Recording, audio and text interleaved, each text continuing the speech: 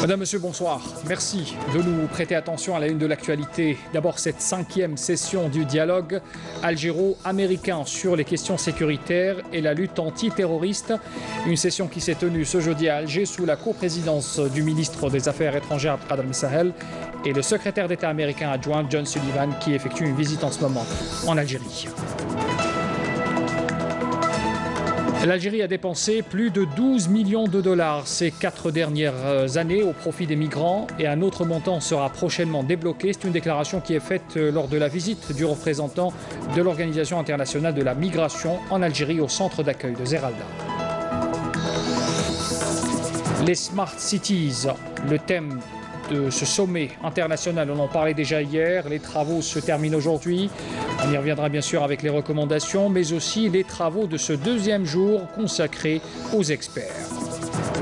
Et puis un mot également sur cette inspection faite par le général-major Mohamed El Arbi Haouli, commandant des forces de la Marine nationale. Il avait inspecté au niveau de la façade maritime nord du port d'Alger le voilier École El Mellah qui prend son départ pour la campagne d'instruction été 2018 à partir de demain jusqu'au 5 août prochain. Voilà donc pour les titres de l'actualité. Pour commencer d'abord, le Premier ministre Ahmadou Yahya a reçu ce jeudi le secrétaire d'État adjoint américain John Joseph Sullivan et qui effectue une visite de travail à Alger dans le cadre de la tenue de la 5e session des consultations bilatérales sur les questions sécuritaires et de lutte contre le terrorisme. L'audience s'est déroulée en présence du ministre des Affaires étrangères Abdelkader Messahel. Chef de la diplomatie algérienne Abdelkader Messahel a reçu bien sûr, également le secrétaire d'État adjoint des États-Unis d'Amérique, John Sullivan.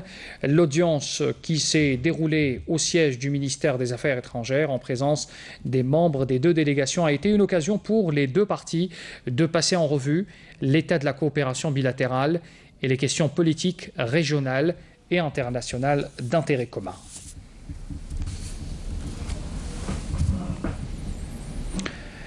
Revenons en détail justement sur cette 5e session du dialogue algéro-américain sur les questions sécuritaires et la lutte antiterroriste. Elle s'est tenue donc aujourd'hui à Alger sous la coprésidence du chef de la diplomatie algérienne Abdelkader Messahel et de l'invité américain John Sullivan. Messahel avait remarqué d'ailleurs que cette session se tient dans un contexte régional marqué par d'importants défis. Les détails avec Bouchra Bouali. L'Algérie et les États-Unis d'Amérique entretiennent depuis de nombreuses années un dialogue bilatéral sur la lutte antiterroriste. C'est d'ailleurs dans le cadre de ce dialogue que le ministre des Affaires étrangères Abdelkader Messahel a reçu aujourd'hui à Alger le secrétaire d'État adjoint américain John Sullivan. À cette occasion, Abdelkader Messahel s'est félicité de la qualité des relations exceptionnelles qui lient les deux pays. Cette évolution positive des échanges dans des domaines aussi importants est rendue possible par la qualité satisfaisante des relations bilatérales que nos deux pays tiennent à entretenir. L'Algérie, qui a mené une politique réussie de réconciliation nationale et de déradicalisation sous la croix fermement aux valeurs du vivre ensemble et en paix au sein de sociétés entre les nations. Ce sont là donc des politiques que l'Algérie mène depuis plus de 20 ans sous la direction éclairée de M. le Président de la République, M. Abdelaziz Bouteflika. L'Algérie est un pays qui promeut la culture de la paix. Nous considérons l'Algérie comme un partenaire important dans le règlement des conflits qui caractérisent la région et le Sahel. Nous saluons d'ailleurs ces efforts pour le règlement des conflits au Mali et en Libye. Nous sommes en contact permanent, mais nous devons renforcer notre coopération, notamment en matière d'échange d'informations et d'analyse pour lutter contre le terrorisme. Suite à cet entretien, les deux responsables ont présidé l'ouverture officielle des travaux de la 5e session du dialogue bilatéral algéro-américain sur la lutte antiterroriste qui ont porté sur un échange de vues et d'analyses sur la situation politique et sécuritaire au Maghreb et au Sahel, ainsi que sur la coopération en matière de lutte contre le terrorisme, y compris les menaces que font peser l'extrémisme violent, le retour des combattants terroristes étrangers et le crime organisé transnational. La question de la migration illégale et des dangers qu'elle véhicule ont également fait l'objet d'un examen approfondi. Le chef de la diplomatie algérienne a par ailleurs réaffirmé la volonté de l'Algérie de développer ses relations et de les élargir à de nouveaux domaines d'intérêt commun. Il est évident qu'on a parlé également des relations économiques et des perspectives de leur élargissement et leur développement. Elles existent fort bien. Donc, les États-Unis sont l'un des premiers partenaires économiques de l'Algérie. Donc, il y a des capacités extraordinaires, il y a des possibilités extraordinaires pour qu'il y ait plus de présence, plus d'investissement d'entreprises américaines. Nous avons exposé donc à la partie américaine les programmes que le président de la République a initiés dans le cadre soit des réformes politiques ou des réformes économiques pour faire en sorte donc que ce partenariat puisse se faire dans un climat d'affaires. Nous avons des relations historiques avec l'Algérie. Notre coopération est permanente à travers d'excellentes relations politiques et nous voulons élargir les domaines de partenariat économique dans le cadre des programmes en vigueur dans ce pays stable. Cette session de dialogue vient renforcer les relations algéro-américaines et les élargir à d'autres domaines de coopération. L'Algérie a dépensé plus de 12 millions de dollars ces 4 dernières années au profit des migrants et un autre montant sera prochainement débloqué. C'est une déclaration du directeur d'études au ministère de l'Intérieur chargé du dossier de la migration, Hassan Qassimi. C'est une déclaration qui a été faite lors de la visite du représentant de l'Organisation internationale de la migration chez nous, en Algérie, au centre d'accueil de Zeralda. Nahla Orbi était sur place. Le premier responsable du Haut Commissariat aux réfugiés et le chef de l'Organisation internationale pour les migrations en Algérie ont hier eu un aperçu sur le vécu des migrants nigériens regroupés au centre d'accueil de Zeralda en vue de leur rapatriement. Une prise en charge et des conditions d'accueil qui viennent contredire les allégations de certaines organisations étrangères qui ont lancé une campagne de dénigrement contre l'Algérie. L'Algérie, qui tout comme l'Europe est directement concernée par le phénomène migratoire, notamment de par sa proximité géographique avec les plus grands pays exportateurs de migrants. Il y a une route migratoire que nous surveillons de par la Tunisie pour se diriger vers Bamako. Bamako, elle remonte vers Tibiaouine, Borj Mukhtar, pour pénétrer profondément sur le territoire national. Il y a encore une autre route que nous surveillons, migratoire. C'est la route de la boucle de l'Afrique. C'est la route qui concerne l'Éthiopie, l'Érythrée, la Somalie. Ce sont 3 grands pays pourvoyeurs de migration. En 2007, la boucle de l'Afrique a envoyé vers le Moyen-Orient 700 000 migrants.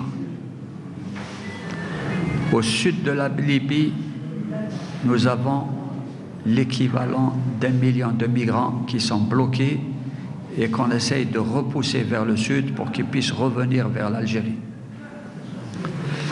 Donc maintenant, il ne faut pas qu'on reproche à l'Algérie de protéger ses frontières, de protéger sa sécurité et d'empêcher ces vagues migratoires de rentrer vers l'Algérie.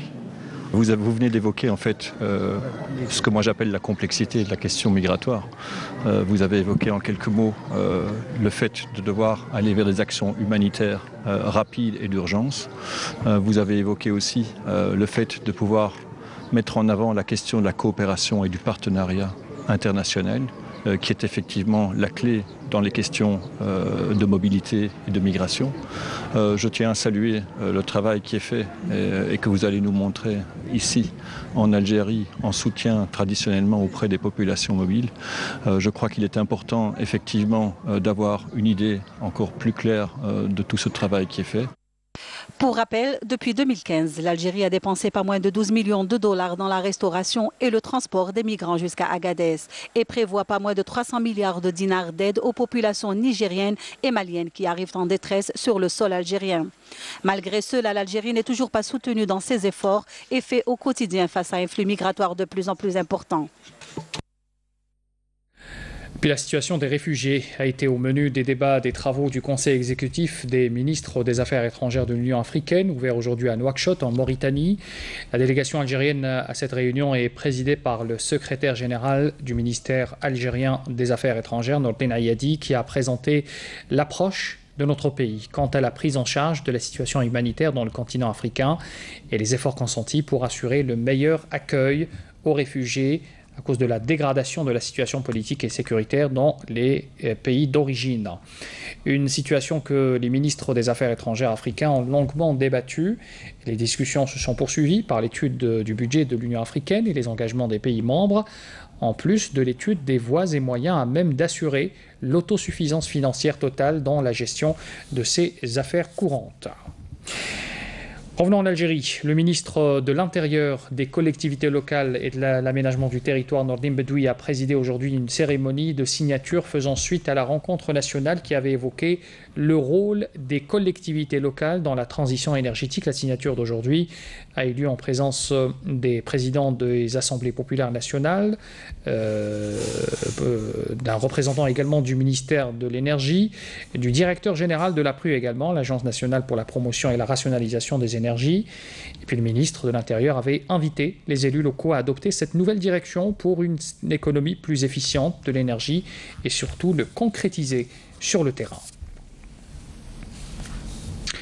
Le doyen de l'université saoudienne arabe Naïf des sciences sécuritaires, Abdelmajid Ben Abdallah Ben Al-Banyan, a visité aujourd'hui le siège de la Cour suprême, où il a pris connaissance de ces différents services et du degré de modernité avec lequel fonctionne cette haute institution juridique algérienne.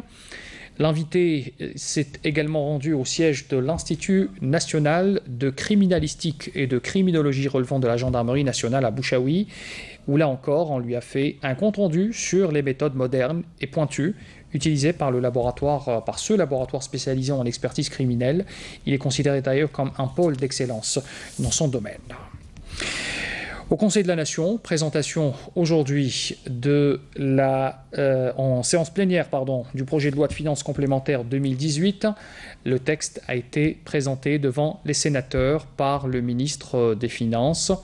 Un texte, bien sûr, qui a été adopté, il faut le rappeler, il y a quelques jours au siège de l'Assemblée populaire nationale.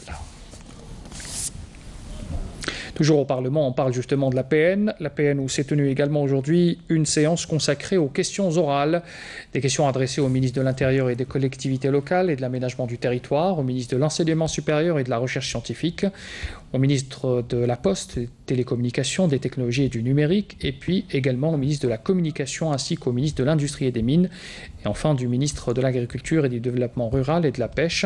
Bien sûr, on aura l'occasion d'y revenir avec plus de détails dans nos prochaines éditions. Et puis on revient également sur ce deuxième jour des travaux pour ce sommet consacré aux Smart Cities, le thème de ce sommet international. On en parlait déjà hier. Les travaux se terminent aujourd'hui. On y reviendra bien sûr avec des recommandations détaillées. Mais on revient d'abord sur les travaux de ce deuxième jour qui a été consacré notamment aux experts dans ce domaine. On voit cela en détail avec Jazia Bayou. Les participants étrangers à cette conférence ont mis l'accent sur l'importance de l'utilisation des nouvelles technologies et l'intelligence artificielle dans la création de villes intelligentes, en comptant sur une ressource humaine qualifiée, mais aussi et surtout sur un climat technologique adéquat pour la création de n'importe quel projet. C'est très important de comprendre l'environnement dans lequel nous nous trouvons. C'est là la clé principale pour la réussite de n'importe quel projet prometteur. Ces jeunes Algériens sont là pour exposer leurs projets et partager leur expérience dans le domaine de la création d'une start-up made in Algeria. Donc il y a un travail de recherche qui doit démarrer par le socio-concepteur, l'ulum ijtimaïa, l'ulum al-mudun, etc. Donc c'est l'idée principale. Mais pour pouvoir travailler principalement, il faut qu'on ait la donnée.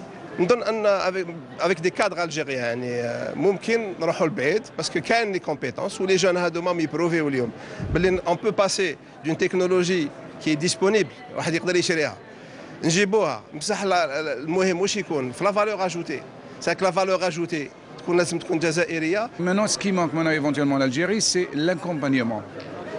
les aider, les encourager. Dans plusieurs sens, c'est-à-dire quelqu'un qui a envie de faire une usine ou un petit projet, il faut qu'il y ait des consultants. Des consultants, ils les dirigent, ils les accompagnent. Les Smart Cities, un projet certes colossal et futuriste qui demande une technologie très avancée. Mais tous les participants considèrent que c'est un projet possible à réaliser. Et puis comme je l'évoquais en titre, le général-major Mohamed Larbi Haouli, commandant des forces de la marine nationale, a inspecté au niveau de la façade maritime nord du port d'Alger, il a inspecté le voilier école El Mellah qui prend son départ pour la campagne d'instruction été 2018 à partir de demain jusqu'au 5 août prochain et qui se déroulera sur 6 étapes avec des escales, bien sûr dans des ports à l'étranger. Le but étant de finaliser l'instruction des élèves officiers de la marine qui mettront en pratique la formation théorique dispensée à l'école supérieure de la marine. Voilà donc cette inspection qui s'est déroulée aujourd'hui. Et puis on parle justement également de cette sortie de promo, avec cette cérémonie de sortie de promotion de la 46e promotion d'officiers d'état-major de l'école d'état-major de Temen Fousta à Alger. On y revient en détail avec Amel Bouakba. La cérémonie de sortie de la 46e promotion des officiers de l'école d'état-major de Temen Fousta a débuté par l'inspection de cette promotion sortante par le général-major commandant des forces terrestres, Ahsen Tafer. Dans son allocution, le général-major commandant de l'école, Abdrahman Ben Sghir, a mis en avant les grands axes de la méthodologie de la formation qui permettra aux officiers diplômés d'assurer leur mission avec professionnalisme. Ce jour est marqué par la naissance d'une nouvelle élite forte constituée d'hommes de demain qui, sans aucun doute, pourront relever le défi et assumer pleinement leurs responsabilités. Après la projection d'un film vidéo consacré à cette école, il a été procédé à la remise de diplômes aux lauréats en guise de reconnaissance des efforts consentis durant leur cursus de formation. Par la suite, le commandant des forces terrestres donnera son accord pour baptiser cette promotion du nom du Shahid, Ismail Mourtari, et dont la famille a été honorée à cette occasion, avant d'immortaliser cet événement par une photo souvenir. Et pour faire connaître les activités annuelles organisées par cette école, des exposés sur les mémoires de fin d'études ont été présentés. De même, le général-major Ahsen Tafer a procédé en marge de cette cérémonie à la baptisation de cette école du nom du Shahid Hamouda Ahmed, dit Sil Hawass, dont la famille a été également honorée. Toujours à Temen Fousta, sortie de la 11e promotion de l'école supérieure de guerre qui couronne 2 années de formation. Les détails avec Salem Kasser. La promotion comprend 46 élèves officiers des différentes forces militaires qui ont reçu leur formation militaire scientifique de formateurs hautement qualifiés. Ce qu'a relevé le directeur de l'école, le général-major Khalouin Nordine, dans son allocution. وبذل وعطاء يكلل مسعاهم بالتوفيق وبالحصول على أعلى مراتب التأهيل في الجيش الوطني الشعبي ليختتمون بذلك مسارهم التكويني العسكري وليصبحوا قادرين على تقلد مناصب سامية في القيادات والأركانات الكبرى. Une projection de documentaire a été organisée dans le but de montrer les activités de cette formation. Les résultats ont été annoncés et les diplômes ont été remis aux lauréats. La promotion a été baptisée au nom de Bakar Tani Saïd, dit Sitoufik. Le représentant des élèves officiers a souligné le haut niveau de cette promotion et la qualité des études que prodigue cette école. La famille du Shahid Bakar Tani Saïd, dit Sitoufik, a été honorée à cette occasion. Le Made in Algérie s'impose dans les marchés étrangers, notamment en Europe. L'exemple ce soir du fabricant en électronique Condor, qui présente désormais ses smartphones sur le marché français. Notre correspondante à Paris, Hafa Belouchet. Fort de ses 25 millions de smartphones écoulés dans une quinzaine de pays d'Afrique au Moyen-Orient, le leader national de la téléphonie s'est lancé à la conquête du marché français qui consomme 20 millions de smartphones par an. Et c'est en grande pompe que Condor a présenté hier son porte-étendard, l'Allure M3. D'autres produits en dehors de la téléphonie mobile, tels que les climatiseurs, les réfrigérateurs et les téléviseurs, viendront étoffer notre programme en 2019. À l'heure actuelle, les consommateurs vivant en France, en particulier et en Europe en général, doivent faire confiance à Condor, une marque algérienne et africaine à la fois. Et pour ce faire, le groupe propose 4 modèles aux consommateurs français, distribués en ligne par Amazon et dans les boutiques spécialisées Welcome. Les premiers retours en termes de sell-out sont excellents aujourd'hui, elles sont très bonnes, ce qui nous motive en fait à pousser encore plus sur le reste des réseaux de distribution français. Proposer un produit populaire à un prix défiant toute concurrence, muni de toutes les dernières technologies qu'un constructeur peut apporter aux consommateurs, c'est la stratégie du groupe, mais elle n'est pas son seul atout dans cette aventure. Je pense que la force de Condor, la première, c'est d'être un industriel, et un industriel proche de la France et de l'Europe, ce qui n'est pas le cas de beaucoup d'intervenants. Le groupe algérien qui mise sur le rapport qualité-prix, son téléphone Allure 3 coûte 300 €, soit le tiers des produits de la concurrence, muni d'intelligence artificielle qui permet une reconnaissance faciale en 3D. Une fonction particulièrement appréciée par les premiers testeurs de cet appareil made in Algeria. J'ai testé le produit là, avec les petites expositions, c'est très impressionnant et pour le prix qu'ils annoncent, je suis très étonné, franchement super. Au niveau de la fluidité, au niveau de l'appareil photo, il y a l'effet bokeh, il y a la spécificité notch. Il est vraiment complet. J'ai bien aimé la reconnaissance 3D. Voilà, c'est un produit qui a l'air simple, ergonomique. Voilà. Il est fin, c'est très joli pour une femme. Le nom est très bien aussi, l'allure, ça donne une certaine classe à l'appareil. Et oui, c'est bien en fait. Et le prix aussi, c'est très bien. Le mien, je l'ai acheté à 800 et quelques $, je l'ai acheté aux États-Unis, mais celui-là, pour le prix, c'est imbattable. Le groupe Condor espère vendre 2 millions de smartphones d'ici l'année prochaine en France et prévoit l'ouverture des premiers Condor Store français en 2019. Par ailleurs, des négociations sont actuellement en cours avec les opérateurs français qui pourraient commercialiser ces produits. Une information sécuritaire à présent, un terroriste s'est rendu mercredi aux autorités militaires de Tamanrasset en possession d'un pistolet mitrailleur de type Kalachnikov et une quantité de munitions. C'est ce qu'indique ce jeudi le ministère de la Défense nationale dans un communiqué. Le dit terroriste qui avait rallié les groupes terroristes en 2012, donc s'est rendu. Il faut noter également, et là vous allez voir en image, dans le contexte également, dans le même contexte et grâce à l'exploitation de renseignements, un détachement de l'armée nationale populaire a récupéré lors d'une patrouille de recherche et de fouille aux frontières sud du pays à Ingezim précisément, une mitrailleuse lourde de type de calibre 12,7 mm, un lance-roquette de type RPG-7, une roquette et une charge propulsive, un canon également pour mitrailleuse lourde de 12,7 mm, une importante quantité de munitions de différents calibres et d'autres objets également saisis. Vous l'avez donc suivi avec nous sur ces images. Et puis par ailleurs, des éléments de la gendarmerie nationale ont intercepté à Oran un narcotrafiquant. Il avait en sa possession une quantité impressionnante de comprimés psychotropes, 3270 comprimés. Et puis on apprend que de même, 25 émigrants clandestins de différentes nationalités ont été arrêtés à Tlemcen, rapporte également le communiqué du ministère de la Défense nationale. Une page sportive à présent pour aller à Tarragone en Espagne. On retrouve tout de suite notre envoyé spécial sur place, Mortar Hammani. Bonsoir. Bonsoir Zoé. Alors vous suivez en ce moment même les Jeux d'athlétisme. Qu'est-ce qu'il en est pour la participation de nos athlètes algériens?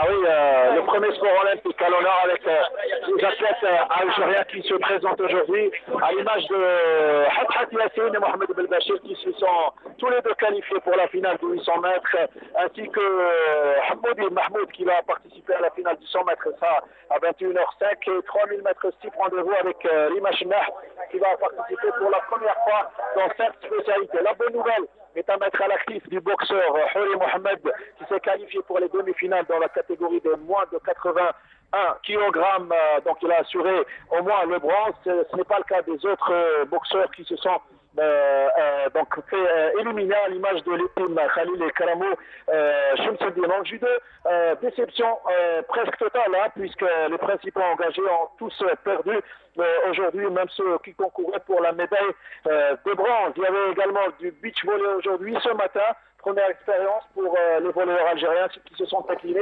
face aux voir ça en image, voilà Mortar, allez-y. Ah oui, ainsi que le judo et les volleyeurs. Alors, il y a eu une polémique ces 2 derniers jours concernant le départ d'une volleyeuse qui aurait quitté le village olympique. L'information a été donnée sur les réseaux sociaux et notre devoir c'est d'informer le public algérien qui suit Canal Algérie et la télévision algérienne d'une manière générale. Et pour avoir plus de précision, nous avons avec nous la championne olympique, la championne du monde du 1500 mètres, Hassiba Bouloumarqa, qui est la chef de la délégation qui va apporter plus de précision. Hassiba, bonsoir. Qu'en est-il au juste? Bonsoir, d'ici de Tarragone. C'est vrai, il n'y a pas beaucoup une grande moisson, mais par contre, il y a de l'ambiance. Oui. C'est-à-dire, nos athlètes, ils sont bien, ils sont dans des bonnes conditions. L'organisation, elle s'est améliorée depuis notre arrivée. Cette information, on n'a aucune personne qui est arrivé de notre délégation, tout le monde est là. Nous avons de très bonne ambiance et une grande solidarité entre les athlètes, les joueurs. Nous sommes en train de se supporter entre les salles et entre les stades et tout ça. Donc j'invite tout simplement nos amis journalistes et les médias algériens que ne pas vraiment divulguer certaines informations avant de réellement de confirmer la chose avec les personnes concernées. Nous avons été. Pardonnez-moi, vous êtes en train de démentir l'information. Et il y avait une athlète. Donc c'est un démenti. Oui, effectivement. Vous êtes en train de démentir l'information comme. Oui, qui a été autorisée par le président de la fédération qui est chef de groupe. Avec son entraîneur, nous étions au courant. Elle est partie visiter sa sœur ici à Barcelone. Et il n'y a aucun souci, tout va bien. Donc, elle a été autorisée pour quitter. Elle a été autorisée de visiter sa sœur à Barcelone. Il n'y a pas de souci. Elle a terminé sa compétition. Donc, il n'y a pas lieu de s'alarmer. Rien du tout. Tout va bien. Merci Hassiba, bonne chance pour l'Algérie. Voilà, c'était un démenti de la part de la chef de la délégation, Hassiba Bouloumarqa, concernant ce cas. Merci Mourtal Hammani. On rappellera donc ce démenti formel de Hassiba Bouloumarqa concernant cette volleyeuse qui, auparavant, selon certains médias, avait donc déclaré qu'elle avait quitté son groupe pour aller faire une visite familiale. Hassiba Bouloumarqa qui dément donc cette information et qui évoque une autorisation donc qui a été donnée donc à cette athlète algérienne et qui continue donc dans la compétition. Merci encore une fois Mourtal Hammani, vous étiez en direct avec nous à partir de Tarragone. On suivra bien sûr l'évolution de nos athlètes ainsi que cette moisson qui, on l'espère, sera plus conséquente pour les prochains jours. C'est la fin de ce journal, on fait un point avec le rappel des titres avant de vous quitter. Avec d'abord la 5e session du dialogue algéro-américain sur les questions sécuritaires et la lutte anti-terroriste.